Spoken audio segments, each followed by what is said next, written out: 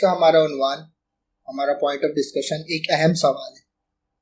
ये वो सवाल है जो शुरू से लेकर अभी तक तमाम इंसानियत के दिमाग में पैदा होता है। वो ये है कि मज़हब क्या है और हमें मज़हब की ज़रूरत क्यों है। What is religion and why we need religion.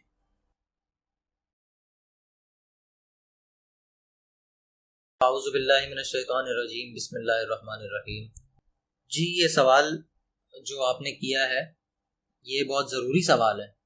और जैसे कि आपने कहा कि ये पूरी इंसानियत का हमेशा से रहा है उसके दिमाग में सवाल कि मज़हब क्या है और उसकी ज़रूरत क्यों है। तो इसको हम समझने के लिए अपने गिरदोनवा को देख के फिर उसके ऊपर बात करेंगे। कुछ हम ये देखते हैं कि इंसान को किस तरह से हम देखा जाए। इंसान एक मशीन है, अगर इस तरह से हम देखें तो प्रॉब्लम ये आता है कि जो मशीन होती है उस मशीन के साथ एक मैनुअल आता है हमेशा, और वो मैनुअल डिस्क्राइब करता है कि ये मशीन किन रूल्स को फॉलो करेगी और किन सर्कमस्टांसिस में ये फंक्शनल होगी और किन सर्कमस्टांसिस में ये किन चीज़ों की वजह से वो ख़राब हो सकती है। ये मैनुअल डिस्क्राइब करता है, और मैनुअल लिखने वाला उस मशीन का नॉर्मली क्रिएटर होता है। ठीक है, ये तो एक जनरल सी बात है। मशीन के पॉइंट ऑफ व्यू से हम बात करें तो अब अगर हम इंसान को एक मशीन समझें तो पहले तो देखना पड़ेगा वो मशीन है या नहीं। तो इसके ऊपर अगर थोड़ी सी हम रोशनी डालने की कोशिश करें तो यही है कि इंसान एक मशीन है। मैं समझता हूँ कि इंसान एक मशीन है। इंसान को एक फ्यूल चाहिए होता है कुछ ऑपरेट करने के लिए। वो उस फ्यूल को कंज्यूम करता है, उसकी बेसिस पे ऑपरेट होता है। ऑपरेट होने के बाद वो फ्यूल जो उसने कंज्यूम किया होता है अल्टीमेटली वो कन्वर्ट होता है किसी दूसरी एनर्जी में और ज़ाया हो जाता है। हर मशीन का फलसफा यही होता है। गाड़ी में पेट्रोल जाता है, वो कंज्यूम करती है, फिर पेट्रोल को कन्वर्ट करके अपना काम भी करती है, और पेट्रोल कन्वर्ट होके गैसेस में आपको पता है रिलीज हो जाता है गाड़ी से। तो इसी तरह का निज़ाम इंसान के अंदर भी चल रहा है। लेकिन ये मशीन बहुत ज़्यादा पेचीदा मशीन है, इंसानी समझ के लिए बहुत पेचीदा मशीन है। तो ये जो पेचीदा मशीन है, इस मशीन के दो हिस्से हैं जो इंसान ने समझा अभी तक। उसमें से एक मटेरियल एग्जिस्टेंस है ह्यूमन बीइंग की, और एक इंटरनल एग्जिस्टेंस है, या हम उसको बोल सकते हैं रूहानी एग्जिस्टेंस है उसकी। और हमारे पास जो इल्म है दुनिया में, जो टेक्नोलॉजी जिसको आप बोल रहे हैं, जो भी इल्म या टेक्नोलॉजी हमारे पास है वो बेसिकली डील करता है इंसान की मटेरियल एग्जिस्टेंस के ऊपर। यानी मेरे सर में दर्द होता है तो वो कौन से केमिकल रिएक्शंस होते हैं जिनकी वजह से सर में दर्द हो रहा है, तो मैं कौन सी टैबलेट खाऊं जो उन केमिकल रिएक्शन का एंटीडोट बन के काम करे और मेरे सर का दर्द को ठीक कर दे। या मुझे मुझे या किसी भी इंसान को कोई ट्यूमर हो जाए, कैंसर वाला ट्यूमर है, वो किन वजूहात की बेसिस पे हो रहा है और उनको मटीरियलिकली किस तरह से हम ट्रीट करें तो वो वापस से नॉर्मल हो जाएगा। ये सारी चीज़ें जो हैं मटेरियल एग्जिस्टेंस पे बेस्ड है इंसान की। इसके ऊपर साइंस ने, हमारे इल्म ने तरक्की पाई बहुत, और काफ़ी चीज़ें हमारी कंट्रोल में आ गई हैं। लेकिन जो रूहानी एग्जिस्टेंस है इंसान की, वो बहुत पेचीदा चीज़ है। उसके ऊपर जब साइंटिफिकली बात करने की कोशिश की जाती है तो हमें एक जुमला सुनने को मिलता है नॉर्मली कि this is the natural phenomena of nature. ये एक लाइन मिलती है हमें, ये एक लाइन हमें मिलती है। इस लाइन का मतलब ये हुआ कि वो ह्यूमन माइंड फिलहाल उसको अंडरस्टैंड नहीं कर सकता, और ये फिलहाल जो है ये आज से 4000 साल पहले से है।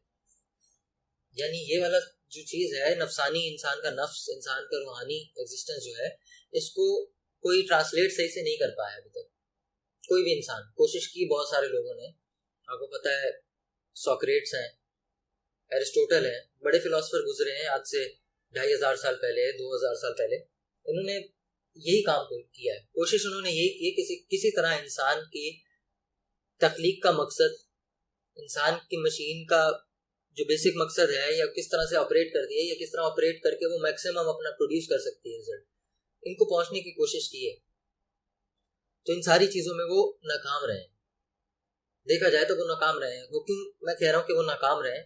क्योंकि अल्टीमेटली जब हमारे पास साइंस का दौर आया आज से 400-500 साल पहले, हमें पता है यूरोप में रेनेसेंस जब आए तब से हमारे पास साइंस का एक बूम आया। तो जब साइंस का बूम आया तो साइंस ने एक तहिया ये किया कि हम नफ्स को छोड़ देंगे और मैटर के ऊपर बात करेंगे। तो साइंस ने ये दावा या तहिया किया, और उसके बाद आपने देखा कि जब उसने नफ्स को छोड़ दिया तो साइंस टेक्नोलॉजी में कहाँ पहुंच गया। उससे पहले इंसान नफ्स को समझने की कोशिश करता रहा, खुद से जब तक समझने की कोशिश करता रहा, कोई हासिल नहीं मिला। तो नफ्स को समझने के लिए इंसान के पास जराए ही नहीं है। असल में मेन मसला ये है हमारा कि नफ्स ऐसी चीज है, उसका कोई फिजिकल एग्जिस्टेंस हमें नजर नहीं आती। फॉर एग्जाम्पल हम साइंस हमें बोलती है कि हमारे 5 सेंसेस हैं। वो 5 सेंसेस में हमारे पास टेस्ट है, टच है, सेंस है, स्मेल है और विजन है। ये 5 हमारे सेंसेस हैं।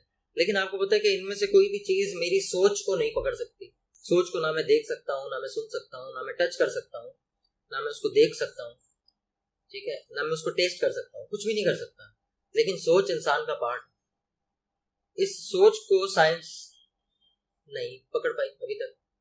ठीक है, बहुत सारे उलूम हैं हमारे जो नफ्सानियत पे चलते हैं। फॉर एग्जांपल आपको पता है हिप्नोटिज्म है, ये कोशिश की जा रही है इसमें अरसा दराज से, आज नहीं हमेशा से हिप्नोटिज्म और इस तरह की चीजें लोग कोशिश कर रहे हैं कि इन पे अबूर हासिल हो जाए, किसी तरह से इंसान को कंट्रोल हो जाए, इंसान के ख्वाब कंट्रोल हो जाए, इंसान के मूवमेंट कंट्रोल हो जाए, इंसान को कोई हुक्म दे तो इंसान उसी तरह चलना शुरू कर जाए जैसे वो रोबोट है। ये कोशिशें हमेशा से हो रही हैं। ये नफसानी इल्म है जो इंसान डायरेक्टली, कोई हमारे पास ऐसी चीजें नहीं है कि हम उनको डायरेक्टली अबूर हासिल कर सकें उन पे। तो इन चीजों को समझने के लिए इंसान के क्रिएटर ने हमें मैनुअल दिए।